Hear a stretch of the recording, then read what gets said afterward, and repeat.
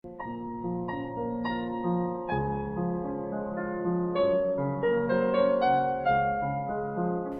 this is John Peters, and today on the book review I'll be talking to Graham Slater, UK author and music publisher and also a scriptwriter. Hello, Graham. Hi, JP. Nice to be with you again. And to you as well. And what a book we got for tonight. I know, it's brilliant. Well, well, it had to be, didn't it? I can confirm that I actually finished reading it at 5 o'clock this evening. Wow. So, yeah, I had 3 chapters to read today, and with one thing and another today, I actually managed to sit down, and at 5 o'clock I closed the book, and I thought, wow. Well, that's really nice. I mean, it's always difficult when, and I've said it before when I've talked to you, with any writer, JP, you don't know if it's any good. You believe it's good, because otherwise you wouldn't finish it, and you wouldn't get to the state where it's actually going to, it's been edited and is out to be published. But of course, you just don't know. You've got to be honest with yourself, really, with regards to what you do, whether that's be music or poems or anything you write. You've got to be your own quality control, and sometimes that is very, very difficult because you're so close to it. I mean, I've been close to this. I actually physically started this in November, which isn't that long for me. No, well, Love Shack was 4 years ago, wasn't it? Yes, it was, yes. We were talking about this could be a standalone book, or it could be a follow-on from Love Shack. Very much so, yeah. That was how I intended it. Each one, when people get this one, if they haven't read Love Shack, my wife quite rightly said, they won't want to read Love Shack, but it is a standalone, and you can pick Love Shack up now, and you've got all the things that happened leading up to the beginning of this book, really. Yeah, I must admit, the first 15 chapters were referring to, I would say, the Love Shack and the girls that were in it. Yes. So, it would have helped if you read Love Shack, it would follow on. But as you rightly say, if you hadn't read Love Shack, yes, you could still read this as a standalone book. Yeah, that's right. And well, that's how I intended it. When I wrote Love Shack and finished it, I never intended to do a follow-up. And it was only because I'd been cruising around certain parts of the Baltic that it gave me an idea and a way in which I could possibly write a follow-up. So once I'd finished Cowboys and Angels and Right On, I thought, well, yes, I can actually write something. But I had to make sure I had a plot and the timeline and journey and some new characters, of course. Yeah, well, reading through the book, as I have, from pillar to post, right the way through, obviously you're using your cruise knowledge to know what happens at sea. Yes, in the book, yeah, because obviously there's certain things in there like Code Alpha. Obviously, in your cruise, while you were cruising around giving your talks and whatever, did you actually have the passenger break their hip? Yeah, yeah. We had the storms and everything. I mean, see what happened, people who buy my books when I'm cruising from the ship shop, which is a great phrase, isn't it? The ship shop. When they buy the books, they often say, "Well, none of them," because they a lot of people buy 2 or 3 of them. And they said, "Well, have you got not cruising in these? Have you got cruising in your others?" I said, "No." They said, "You ought to put it in." I said, "Well, it's a bit boring. I don't really want to do that because when you've done it a good few times now, you think, well, people know all about that." But of course, they don't, and a lot of people haven't been on cruise ships. A lot probably will never go on now with what's been going on recently. But it gave me a great way of moving the story around to those countries, places like Estonia and St. Petersburg, Hamburg, Berlin, the Canaries, Gibraltar, all those countries, to bring it in and, of course, to move my story on, which is what I intended to do. Yes. Now, I wonder if you can give me a truthful answer to this one, Graham. Who was it? Was it you or was it Denise that said these immortal words, "This is the nearest we'll ever get to riding on a magic carpet"? Me. No, it was you, was it? Yeah. Because when you wake up in your cabin, you travel through the night, you travel through the day, but you suddenly arrive, you pull your curtains back, and you look out and you think, God, we're in another country, and it's just like it's the nearest you're going to get to going on a magic carpet. I really do, because if you're in a hotel, then you get up and you're in the same place and you walk the grounds and you get in your car and drive off somewhere. But on a ship, all that's done for you. So you're transported from A to B to C to D. Yeah, you wake up in some very different... I mean, over Christmas I went to Cape Verde, which is right out in the middle of the Atlantic, and somewhere I never ever expected to go. But and I did include that almost in the book. But it wouldn't have worked because it would have been a totally different cruise, having gone out to sea And our characters, Zeta and Liam, of course, would not have got back in time for the football. Yeah, that's very true. Yeah, very true. I must admit, you know, she had some great ideas throughout the book. Not buying new clothes. Nope. No, and things like that. I can see why. You know, it was all explained, well explained as well. But you can understand why, because, you know, if you get your clothes checked or if you buy it, well, you know, even in 2000 when this is set, if you use your credit card to buy your clothes, people can track it down so easily. Yeah. And, you know, they look at your credit card bill or your statement and they know exactly what you bought and where you've been. So getting second-hand clothes, and I decided not to go for charity shops because we were in other countries. Yeah. And I'm not sure how it works, although thinking out loud, in Gibraltar I did see a couple of charity shops. But I didn't want to include that because charity shops really is a bit of a new phenomena, isn't it, in the last probably 5 or 10 years, you know? Yes, it is. Yeah, very much so. The other thing that made me laugh, terrible triplets. Yeah. Fear, panic and chaos. Yes. We've got it now, haven't we? But it is, yeah. I mean, it takes a lot of time to come up with little phrases like your magic carpet and the terrible triplets. But of course, being trained by Mossad, as she was, Zeta, then of course she's going to have been taught all these phrases, you see. Yeah. And that's why I have to do so much research to get in under what the reader really would normally read. You know, you've got to either imply it or use it very carefully, because what you don't want is to be putting in phrases that really are totally meaningless to everyone. So you've got to spread it out carefully and be very sure when you use it that it's in the right place. Yeah, I must admit, there's a lot of place names I couldn't pronounce, as you can quite appreciate. Yeah. Right from the start, you know, I was hooked on it, so I knew what Love Shack was about, and I knew all the girls that were in Love Shack. Yeah. And right up to chapter 16 they were there. Yes. And then all of a sudden they disappeared. Yeah. And well, I mean, the thing was, not defending how I wrote it, but you do need to move things on, and as you know, having finished it at 5 o'clock, Zeta and Liam really are on a mission and a journey, and to bring the girls in again would really, for me as a writer, would not have served a lot of purpose. I could have had a reunion possibly later on, but I wanted to sort of make it gritty and keep it moving at speed, really, rather than bringing in people. Because it's so easy. I've read a lot of books, and we do one every month, JP, where characters are in there and nothing actually happens, you know, and you think, what were they doing there? Why are they there? You know, they disappear. Whereas with the girls, of course, things that happened to them during this book was much more horrendous, really, than in Love Shack, apart from some of the people who died in that. But yeah, I didn't want the girls in there too long. I felt they'd served their purpose. They had their journey, and of course they did sort of. I did tie that up what they were going to do, didn't I? Yeah, I mean, you even included Zeta's mother in it as well, where she was raped in 1967. Yeah, in Berlin. Yeah, from start to finish, it was good, and I mean, I'm not going to give the end away, but it was brilliant right up to the end. Yeah, thank you very much. And it got me right, the last line, and I mean literally the last line. But De Groot. Oh, he's a horrible, isn't he? Oh, he's horrible. He was a horrible all the way through.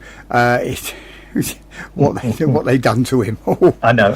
No. I mean, but the thing is that De Groot has, in Love Shack and in this one, is a horrible man. I mean, he's a villain. He controls, for listeners who haven't read Love Shack, he controls a lot of the red light district and makes millions of pounds a year, which he has to launder. And he is such a vicious man with the people around him. He doesn't care, you know, and he was right in that centre of the red light district. And yeah, the things he did to Liam and to Zeta, or instigated, he didn't do it physically himself, but the things that he instigated and ordered, really he needed to pay for that, and there needed to be retribution. And you know, if it wasn't them, someone else would have done, I'm sure. Yeah, very much so. You even included, now that I thought this was great in the book, because dark sooty brown birds, they fly to Amsterdam for 3 months each year to breed and then return to Africa. Yes. Now, how did you find out about that? Well, as you know, I've been to Amsterdam many times, and when I was with Fats Domino and with various bands that I took over there. But once you start researching, and bearing in mind I've been there on several cruises, a lot of the cruises that went from Tilbury did stop at Amsterdam. So I've been there probably half a dozen times in the last few years, and they're at different seasons. So what I do, and I like to do, is sit at a bar, sit beside a canal, bearing in mind I'm always thinking of ideas to write. So I saw those, and when I saw them, I actually spoke to someone who told me why they were there just for the 3 months of the year. So all these little things go in my notebooks, and then when I'm in those locations, then I jot things down, a bit like Gibraltar, the things that I saw there. We've been there 3 times in the last couple of years, and when you know you're writing a novel, then you need to look at things very differently than if you're a tourist or, you're living there. You've got to imagine what your characters would see and how they would feel and notice certain things. So the birds, I thought, was a nice idea, and created the feel of them sat on the houseboat drinking their tea and coffee up on the deck amongst the flowers, and these birds are zooming down onto the canal. Of course, we have them here in Devon as well in the summer, but I didn't realise at that time that they were only here for 3 months. You often see them on the telephone lines and that getting ready to fly back, don't you? But generally, I didn't realise until I talked to people. And when I'm out, wherever I am, I've always got a notebook, and I will always ask people questions, even if I'm in a bar. When's your busy time? What happens? Anything happened recently? What happens when it's cold? Will the canals freeze over? Sometimes there are green lights under the bridges that tell you that you can skate on them, or red lights when you can't. So all those things you learn because you're on a mission. You're there to write something, and wherever I go, I make notes. And it's quite embarrassing to Denise sometimes that we're somewhere nice, and I get my little notebook out. I've got different sized books. I'll take it out of my waistcoat pocket or out of my jacket pocket, and I'll start scribbling down. And she says, "What are you writing now? What's?" But it all gives flavour and colour to the book. It does indeed, and it's got to be real, JP. Yeah, and it was written very well as well. The way it was put in. And I mean, you say, yes, they were sitting on the deck of the boat and the birds were flying down and the flowers and things like that. It was well descriptive. Yeah, thank you very much. But the other thing, now, this is the only person I've ever found that's got 3 names. Toto, yes. Poster Boy, yes, and the other name which I can't pronounce. Oh, yeah. Totsi something or other, isn't it? Yeah, something like that. Well, you're in good stead there, because that's why he changed his name. Oh, right. because when he came into Germany and Holland, Amsterdam, he didn't want to be called that because people couldn't pronounce it, so he came up with Toto. And Poster Boy was, of course, his nickname for cage fighting. Yeah. He, again, was a bit of a naughty boy, really, for a lot of the time, and I'm surprised that he survived as long as he did. I mean, for any listeners, he was only 5'2", and he used to be called a dwarf when he was back in Georgia, his home country. Yeah. And that's why he decided to do something that could give him the power and raise him literally above anyone else, and that's why he became a cage fighter, and he was infallible, really, in the ring. In the nets there. Yeah, he was unbeaten. Cage, yeah. Well, De Groot referred to Poster Boy. I can't repeat it, but what he referred to him as. It's very colourful language, Graham. I know. I don't swear myself, and when Denise goes through it and edits it, she says, "Oh, enough! Do you write this? Think of this? Do the other?" And I said, "Well, it's not me. It's the characters." Yeah. And it is the characters. They exist. To me, they are real, and that's how they talk. Whether it's with an accent like Zeta, so that instead of that. Yes, sometimes. That's right. Yeah. But it's not all the time, and because it's wrong to write like that. And anyone who's writing slang or a way a foreign person would say English words, you don't do it all the time. You just put it in periodically for effect when she's angry or wants to know something or doesn't understand. Yeah. Going back to your cruise days, not diversifying from the book, you had in there a woman cries while boarding the ship because an ape stole her bag of presents. Correct. This happened, did it? Yes, it did. Yeah. Because when I was reading it, I thought, that sounds like something that Graham would have seen. I did. Those monkeys, the Gibraltar apes, I mean, I went there in the 75. I was over there for a Gibraltar Song Festival, which was wonderful. And very diverse in myself. There was a young Swedish singer there at the time called Rune Sundby, RUNESUNDYBY, Rune Sundby. And my wife found him a few months ago on Facebook, and he read one of my books, Cowboys and Angels. And he emailed me 3 weeks ago, and he said, "Graham, I love the book. Can I translate it into Swedish and Norwegian. I think it will be wonderful over here. So these things do come up, you know. But when we were there in 75, we actually did the trip up to the rock and walked around. And even then, the monkeys were much tamer then. I've got photographs of one sat on my shoulder, and they would take things, but they were more subdued. Now, because so many tourists go up there, I mean, in the 70s, you didn't get that many tourists there relative to now. And of course, these people go on, they've got backpacks and bags and purses and plastic bags where they bought souvenirs and things, because these monkeys now, they don't know, is it food in there, what's in there, so let's grab it. And that's exactly what happened to this dear woman, and she was incredibly upset. I did toy though, JP, with leaving that out, because it looked, to me, it looked almost like something that had been just thrown in. But you've noted it, and obviously it's worked. But I did toy with taking that out, because it was as they were queuing to go onto the ship, wasn't it, to embark? Yes, that's right. On the ship. Yeah. And so she was in front of them, and only recently I've added another couple of lines to that for the final edit. But yeah, I definitely saw it. A lot of the things in my books are things that I've witnessed or been involved with or been told that happened. So I try to keep my books as realistic as I can. I thoroughly enjoyed it. Thank you very much. Oh, that's I Will Survive. When's it out, Graham? Well, it's going to be out in October, but the publisher, Tabitha Books, are going to be taking pre-orders next month. During September, people can do pre-orders, and then October it's actually going to be out on Amazon and all the other places, and then I should be doing, hopefully, a lot of interviews. I mean, probably from home rather than going to the studios unless things change. It's turned the world upside down, really, at the moment, isn't it? You know, it's nobody knows what's happening. No, they don't. I Will Survive by Graham Slater is the new novel that's out very soon. Thank you very much. Are you writing another one, Graham? Yep. You're on it, are you?